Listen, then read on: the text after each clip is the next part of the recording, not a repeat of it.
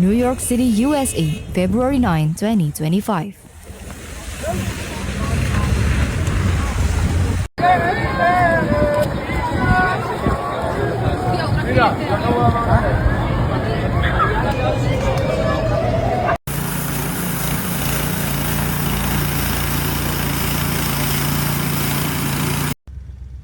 New York City saw its heaviest snowfall of the season Saturday night into Sunday morning, leaving more than 3 inches of powder across the city in what meteorologists warn in just the beginning of a snowy week.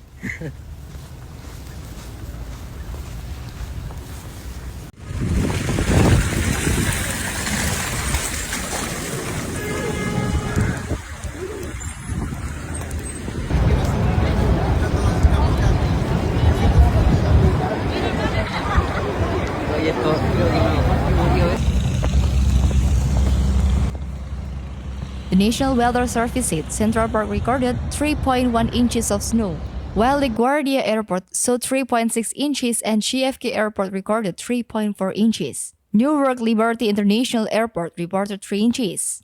It marked the first time since February 13 of last year the city saw more than 3 inches of snow from a single storm, according to the NWS.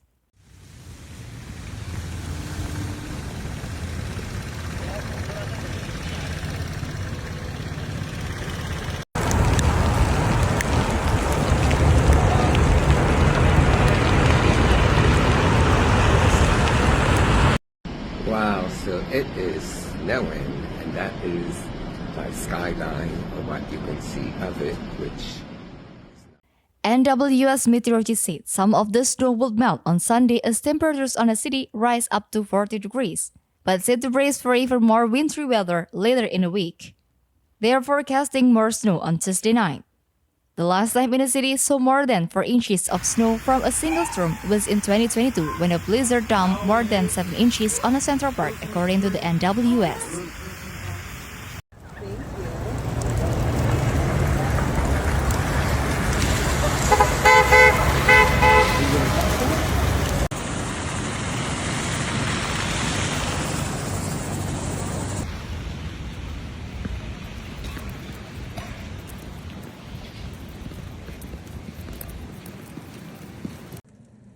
More than 700 salt spreaders with NYC sanitations were filled and ready to go before the storm.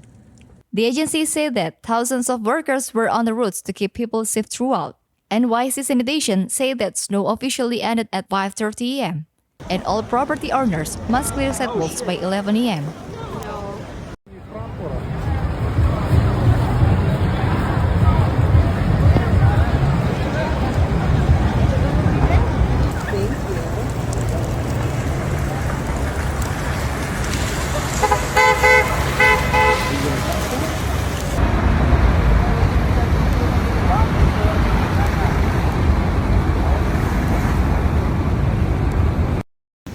Clouds will break for sunshine with a high of 39 throughout the day. But officials were still warning New Yorkers about the dangers of untreated surfaces and ice on Sunday morning. Untreated surface will become icy and slippery, and melting snow and freeze to cause patches of ice, NYC Emergency Management said. Those traveling are advised to use extreme cautions and allow extra time for commutes. A code blue is in effect to protect vulnerable New Yorkers from the cold, and residents are encouraged to call 311 if they see someone in need.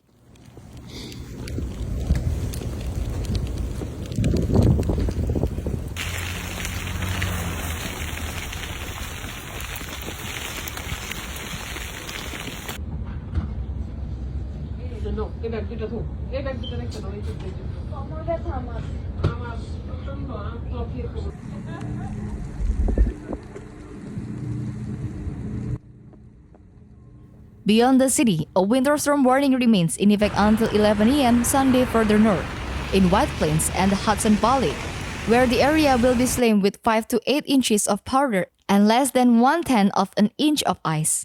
Southern Connecticut and parts of New Jersey could also see 5 to 7 inches of snow, according to the National Weather Service.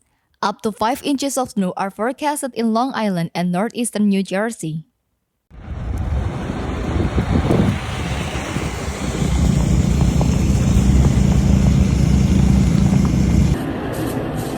I'm back home.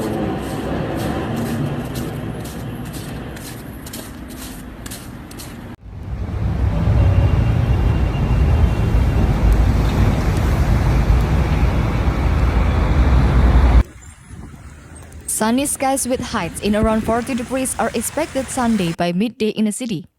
But forecasters warn the roads and sidewalks could rebreeze later in the evening as people head out to bars and parties to watch the Super Bowl. Possible icy conditions will accompany freezing heights and low bottoming out at 25 degrees on Monday with increasing clouds. By Tuesday, more winter snowstorm could return throughout the Northeast and continue through Thursday.